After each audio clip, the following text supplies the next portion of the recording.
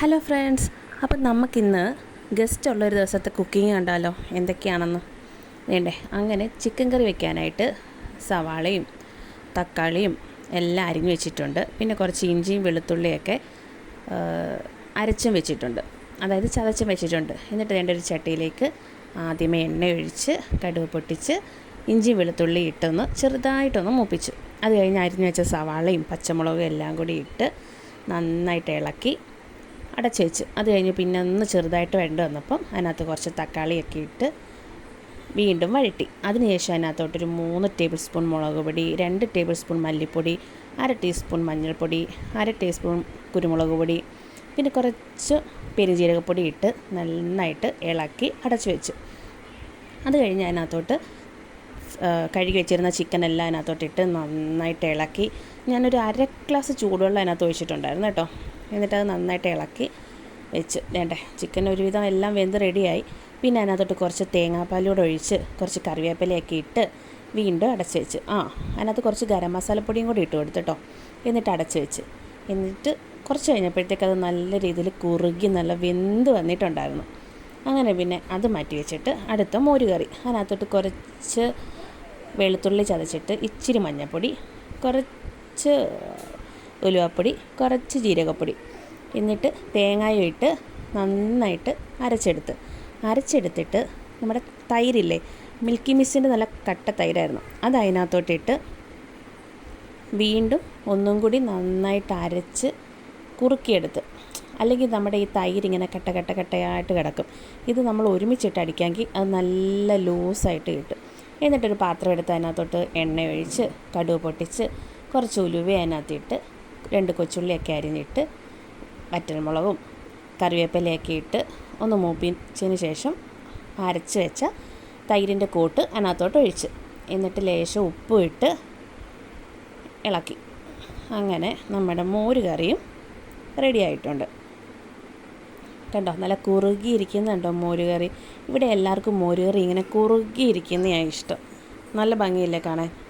അത് കഴിഞ്ഞ് വേണ്ടേ കുറച്ച് നെയ്ച്ചോറ് ഉണ്ടാക്കിയിട്ടുണ്ടായിരുന്നു. അത് കുറച്ച് വെന്ത് പോയിട്ടുണ്ടായിരുന്നു, പക്ഷെ ചൂട് മാറിക്കഴിഞ്ഞപ്പം നല്ല രീതിയിലായിട്ടുണ്ടായിരുന്നു. അങ്ങനെ പിന്നെ കുറച്ച് കപ്പ കിടപ്പുണ്ടായിരുന്നു, അത് വേവിക്കാമെന്ന് വിചാരിച്ച് അങ്ങനെ ഒരു ചീനി എടുത്ത് വേണ്ടേ വേവിക്കാൻ വെച്ചത്. അങ്ങനെ പിന്നെ വേണ്ട അത് അവിടെ ഇരുന്ന് തിള വന്നപ്പോൾ അതിനകത്തോട്ട് കുറച്ച് ഉപ്പൊക്കെ ഇട്ട് അതും വേവിച്ചെടുത്ത്. അതിനകത്ത് പുരട്ടാനായിട്ട് വേണ്ട ഒരു ജാറിനകത്തോട്ട് കുറച്ച് വെളുത്തുള്ളി ചതച്ചിട്ടിട്ട് കുറച്ച് കറിവേപ്പിലയും കുറച്ച് കാന്താരി മുളകും, ഒരു 3 കാന്താരി എടുത്തോളൂ, എരിവ് ഒരുപാട് വേണ്ടാലോ. എന്നിട്ട് കുറച്ച് മഞ്ഞൾപ്പൊടിയും കുറച്ച് തേങ്ങയൊക്കെ ഇട്ട് അത് നന്നായിട്ട് ചതച്ചെടുത്തോണ്ട് വന്നപ്പോഴത്തേക്ക് നമ്മുടെ ചീനി വെന്തിട്ടുണ്ടായിരുന്നു. നല്ല രീതിയിൽ പെട്ടെന്ന് വേവുന്ന ചീനിയായിരുന്നു കേട്ടോ. അങ്ങനെ പിന്നെ ഈ അരപ്പ് അതിനകത്തോട്ടിട്ട് വേണ്ട ആ ചീനിക്കകത്തോട്ടിട്ട് നല്ല രീതിയിൽ പുരട്ടിയെടുത്ത്. ഞാൻ പറഞ്ഞില്ലേ നല്ലോണം വേവുന്ന ചീനിയായിരുന്നെന്ന്. തിളച്ചപ്പോഴേ നല്ല രീതിയിൽ അത് വെന്ത്. അപ്പം ഞാൻ പിന്നെ അത് ഊറ്റി വെച്ചിട്ടുണ്ടായിരുന്നു. അങ്ങനെ നമ്മുടെ ചീനിയും റെഡിയായി. അടുത്ത് നമുക്ക് ആ ചിക്കനകത്തുനിന്ന് ഞാൻ 4 ചിക്കൻ പീസ്, അതായത് ലെഗ് പീസ് എടുത്ത് മാറ്റി വെച്ചിട്ടുണ്ടായിരുന്നു വറക്കാൻ വേണ്ടിയിട്ട്. അതിനകത്തോട്ട് മുമ്പേ നമ്മുടെ ചിക്കൻ കറിക്ക് ചതച്ച ഇഞ്ചിയും വെളുത്തുള്ളിയും പേസ്റ്റ് ഞാൻ കുറച്ച് മാറ്റി വെച്ചിട്ടുണ്ട്. അതും അതിനകത്തോട്ട് ചേർത്ത് കുറച്ച് മഞ്ഞൾപ്പൊടിയും കുറച്ച് മുളക് പൊടിയും കുറച്ച് കുരുമുളക് പൊടിയും കുറച്ച് പെരുംജീരകവും കുറച്ച് തൈരും ഒരു മുട്ടയും ആവശ്യത്തിന് ഉപ്പൊക്കെ ഇട്ട് നന്നായിട്ടത് മിക്സ് ചെയ്ത് അടച്ച് ഞാൻ ഫ്രിഡ്ജിലൊരു അരമണിക്കൂറോളം വെച്ച് കാണും കേട്ടോ. എന്നിട്ടൊരു പാൻ എടുത്തിട്ട് അതിനകത്തോട്ട് കുറച്ച് നല്ല രീതിയിൽ വെളിച്ചെണ്ണ മാത്രമല്ല കേട്ടോ ഒഴിച്ചേ, വെളിച്ചെണ്ണയുടെ കൂടെ ഞാൻ കുറച്ച് ബട്ടറും കൂടി ചേർത്ത്. അപ്പോൾ ഒരു പ്രത്യേക ടേസ്റ്റ് വരുമല്ലോ. അങ്ങനെ അതേണ്ട ആ എണ്ണ ചൂടായി കഴിഞ്ഞപ്പോഴത്തേക്ക് ആ ചിക്കൻ്റെ പീസ് അതിനകത്തോട്ടിട്ട് നല്ല രീതിയിൽ അടച്ച് വെച്ച് ചെറിയ തീയിൽ, അതാകുമ്പോൾ പെട്ടെന്ന് വേവും, ചെറിയ തീയിൽ വേവിച്ചെടുത്തിട്ടുണ്ട്.